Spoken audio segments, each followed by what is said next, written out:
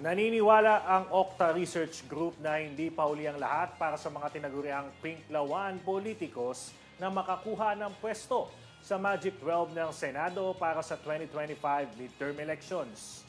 Sa panayam ng politiko kay Okta Research Fellow Dr. Guido David, hindi naman nalalayo ang pwesto ng mga personalidad tulad ni dating Vice President Leni Robredo at dating Senador Kiko Pangilinan sa kanilang tugon ng masa survey.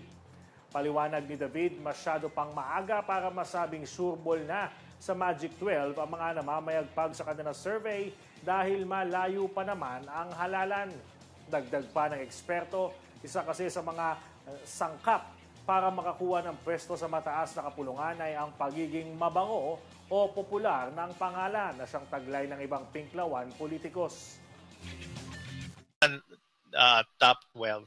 We also have some known brands din, mga former senators din, na-mention nyo na outside the top 12. Pero actually, hovering near sa 13 to 23, andito si Kiko Pangilinan, andito si Gringo Honasan, andito si Noli De Castro, who's also a former vice president, andito si Gibo Teodoro, who's more prominent now, and dyan din yung inyong favorite, si Leni Robredo, number 14 to 32. So just outside the top 12, and then si Secretary Benhur Abalos.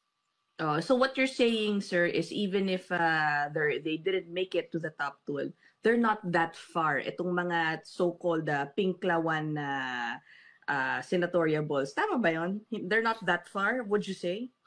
They're not that far kasi it's early pa naman. There's still 1 year.